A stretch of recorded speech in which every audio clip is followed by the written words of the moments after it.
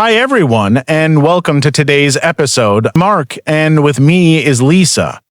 Hi, Mark. Hi, everyone. I am your co-host, Lisa. Today, we're going to share 10 English phrases I use every day. Phrases that are simple but powerful, and you can start using them immediately.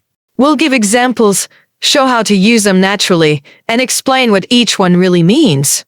Whether you're at work with friends or just practicing English, these phrases will help you sound more fluent and confident.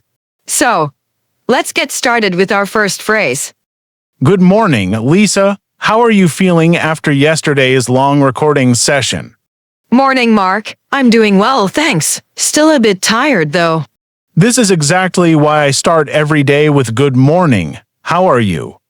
It seems like a simple greeting, but it actually opens the door to real conversation.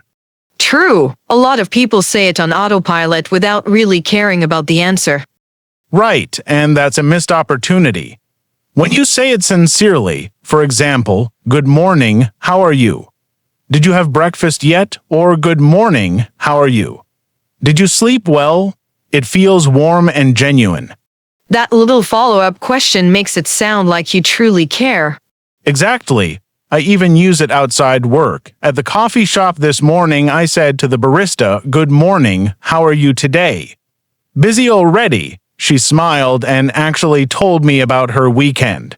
So it's more than politeness. It can spark a real interaction. Yes, it's my first phrase of the day, and it sets a positive tone, not just for me, but for the other person too. When colleagues feel noticed first thing in the morning, the whole mood of the office changes. I like that. It's such a small thing, but it can build stronger connections. Absolutely. Starting your day with good morning, how are you? Plus a genuine follow-up question is like opening a friendly door every time you meet someone. I fully agree with it. So what's the second phrase you used every day, Mark? After greeting everyone in the morning, one of my go-to phrases at work is let's get the ball rolling. That's a fun image. What does it actually mean to you? It basically means let's start, but in a way that feels active and energetic. Instead of saying let's begin the meeting, I'll say, okay team, let's get the ball rolling on today's project. It instantly sets a lively tone. So you use it at the start of meetings. Any other situations? Definitely. Last week at home I was organizing a family picnic. Everyone was sitting around waiting, so I said, let's get the ball rolling with the sandwiches, and people immediately started helping. It works in informal situations too. I like that. It sounds more motivating than just saying start. Exactly. It gives the feeling of momentum, like once you push a ball, it keeps moving. You can also soften it. Shall we get the ball rolling on the presentation? That's polite but still proactive. That makes sense. When you say let's get the ball rolling, you're inviting people to take the first step, not just commanding them. Right. It's one of those phrases that encourages teamwork. Using it makes colleagues feel included in the action instead of being told what to do. I'm going to try that at my next team call. It sounds friendlier than let's start now. Good idea. Once you start using it, you'll notice how it changes the energy of the group. I am really excited to hear the third phrase you used every day, Mark. Another phrase I find myself using a lot during the day is hang on a second. I hear that often too. How do you use it? I usually say it when I need someone to wait briefly. For example, if I'm on a call and somebody asks me for a document, I might say, hang on a second, let me pull up that file. It's a polite way of saying please wait. That sounds less abrupt than wait. Exactly. Wait can sound a bit harsh, but hang on a second feels friendly and casual. Yesterday, my neighbor stopped me while I was getting into my car. I was on the phone, so I gestured and said, hang on a second, I'll be right with you. She smiled and waited. So it works both in person and on the phone. Yes, it also buys you time to think. Sometimes when a student asks me a tricky question in class, I'll say, hang on a second, let me think about the best way to explain it. It gives me a moment without making them feel ignored. That's useful. Does it always have to be a second?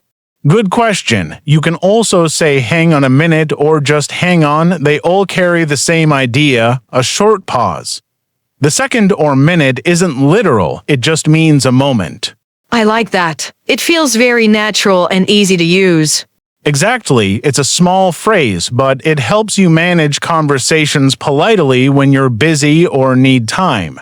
It's so nice phrase to use it every day. What's the fourth phrase, Mark? Another phrase that comes out of my mouth almost every day is I'm on it. I've heard you say that in meetings. What exactly do you mean when you say it? It's my quick way of saying, I've understood your request and I'm already working on it. For example, yesterday our manager said, could someone update the client list? And I immediately replied, I'm on it. It reassures people that the job is under control. So it's like a promise and an update at the same time. Exactly. It signals action and responsibility. I even use it at home. Last night my partner said, the trash needs to go out, and I said, I'm on it, then grabbed the bag. It tells the other person, no need to worry, I'll handle it. That's a lot more positive than just saying okay or fine. Right. Okay can sound passive. I'm on it shows energy and willingness. You can also use it in emails. Thanks for the information. I'm on it and will update you by Friday. That one sentence reassures the reader. Does it ever mean you've already started?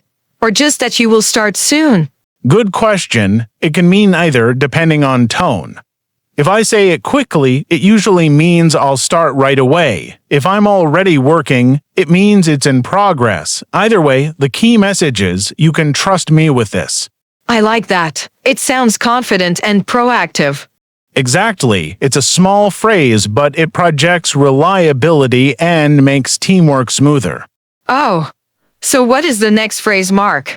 The next phrase on my list is let's touch base. I probably use it more than any other when I'm planning projects. I always thought that one sounded a bit like baseball. What does it actually mean? You're right, it comes from baseball. In business English, it means let's quickly connect or update each other. Instead of saying let's have a short meeting or let's talk, you say let's touch base. It feels friendly and efficient. Can you give me an example of how you'd say it naturally? Sure. Yesterday, I emailed a colleague. Hey, let's touch base tomorrow about the marketing plan. It meant let's have a quick chat to see where we're at. So it's not a long meeting, just a short check-in. Exactly. Another example, when I bump into someone in the hallway, I might say, we should touch base later this week about the budget. It keeps things informal but still professional. That does sound more relaxed than schedule a meeting. Yes, and you can even use it outside work. Last month I texted a friend about planning a trip. Let's touch base this weekend about our travel dates. It works anytime you need a quick update. I like that. It's short, friendly, and easy to remember. Exactly. Using let's touch base shows that you value someone's time and just want a brief connection, not a long sit-down meeting. It's really amazing, Mark. You promised me to tell me 10 phrases you used every day. So what is the sixth phrase you use? Yes, Lisa. The sixth phrase I use constantly is thanks a lot. That seems simple, but I'm sure there's more to it than just saying thank you, right? Absolutely. It's a way to show genuine gratitude. For example, yesterday a colleague stayed late to help me finish a report. I said, thanks a lot for staying behind. I really appreciate it. It makes the appreciation feel heartfelt. I see. So it's more personal than just thank you. Exactly. You can also use it in casual situations. For instance, the barista at my coffee shop remembered my order and I said, thanks a lot. That's exactly how I like it. It creates a friendly connection. So it's versatile work, casual, formal. Yes, and you can even add a little extra, like thanks a lot, I owe you one, to make it more personal. Another example, if someone gives you advice on a project, you might say, thanks a lot for your insight, that really helped me make a decision. That makes the phrase feel meaningful rather than routine. Exactly, it's a simple phrase, but using it genuinely strengthens relationships and shows appreciation in a natural, warm way. I like that. I should remember to say thanks a lot more often instead of just thanks. Definitely, the extra word can make a big difference in tone and friendliness. That sounds Amazon. What is the seventh phrases, Mark? The seventh phrase I say all the time is no worries. That's one I hear a lot in casual conversation. How do you use it? I usually say it to reassure someone, especially if they've apologized or feel they've caused trouble. For example, if a colleague says, "Sorry, I'm a few minutes late," I'll reply, "No worries, we haven't started yet." It's friendly and casual. That's a lot softer than just saying it's fine. Exactly, it communicates that everything is okay without sounding formal or stiff. I also use it outside work. Last weekend, my neighbor accidentally bumped into my car while backing up. She said, "Oh no, I'm so sorry." I smiled and said, "No worries, it's just a scratch." It calmed the situation immediately. So it works both in casual and slightly tense situations. Yes, it's very versatile. Another example, if someone asks for help and you want to reassure them, you can say, "No worries, I can handle that." It's much friendlier than "I'll do it" because it also comforts the other person. I like that. It's short, simple, and friendly, but it really conveys a positive attitude. Exactly, using no worries regularly makes conversations feel relaxed and builds rapport naturally. I'm definitely going to start using that more often. Go for it. People respond very well to that little phrase. Another phrase I rely on daily is "I'll get back to you." That's one I hear a lot in emails and calls. How do you usually use it? I use it when I don't have an immediate answer or need time to check something. For example, yesterday a colleague asked me, "Do we have the final numbers for the report?" I said, "I'll get back to you after I check the files." It gives me time while reassuring the other person that I will respond. That sounds polite and professional. Exactly. It's much better than leaving the person hanging or giving a half answer. Another example, if someone asks a tricky question in a meeting, I might say, "I don't have that info right now, but I'll get back to you by tomorrow." That way, everyone knows I'll follow up. So it also sets expectations clearly. Yes, it communicates reliability. I even use it outside work. If a friend asks, "Do you know which train leaves at 5?" I might say, "I'm not sure. I'll get back to you in a few minutes after I check the schedule." That's a very useful phrase. It keeps communication smooth and polite. Absolutely, using "I'll get back to you" regularly helps you maintain professionalism and trust, whether at work or in daily life. I like that. I'll use it next time I'm unsure about something instead of giving a vague answer. Perfect, it's short, clear, and everyone appreciates the follow-up. Nice phrase, Mark. What's the ninth phrase you use every day, Mark? The ninth phrase I make a point of saying every day is "Have a great day." That's such a common one, but I'm sure you use it intentionally. Exactly. It's not just a routine phrase, it's a way to leave someone on a positive note. For example, at the end of an email, I'll write, "Thanks for your help.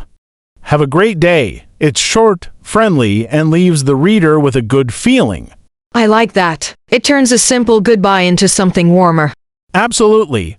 I also use it in person. If I've finished a phone call or a meeting, I'll say, "Thanks for your time, have a great day." Even if the conversation was stressful, that small phrase can lighten the mood. So it works in both professional and casual situations. Definitely. Another example, yesterday I ran into a friend at the cafe. After chatting for a few minutes, I said, "It was nice seeing you. Have a great day." It felt genuine and friendly, and they smiled. I can see how that simple phrase can improve relationships.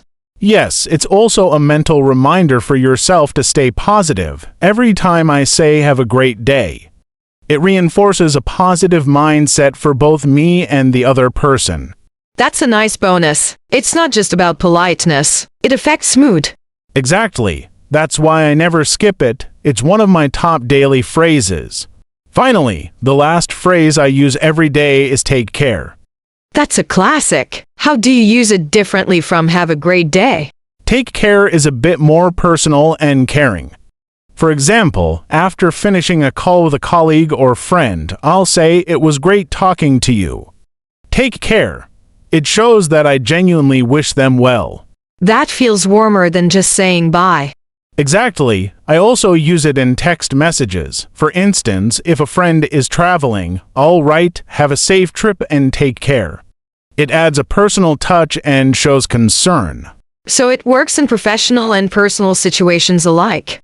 Yes, it's very versatile. Another example. Yesterday, I left the office after a long day and said to a teammate, "Take care, see you tomorrow." It's a small gesture, but it leaves a positive feeling at the end of the day. I like that. It shows attentiveness and friendliness. Exactly, using take care regularly helps build rapport and maintain a positive connection with people. It's simple but effective. I think I'll start using take care more often, especially in texts and emails. Perfect. It's a gentle, kind phrase that can make a big difference in everyday communication. And that's a wrap. Those were the 10 English phrases I use every day. We hope you found them useful and can start using them in your own conversations. Remember, it's not just about memorizing phrases, it's about using them naturally and confidently. That's right. Try them out with friends, colleagues, or even in emails. Thanks for listening, and don't forget to practice every day. Take care, everyone, and see you in the next episode.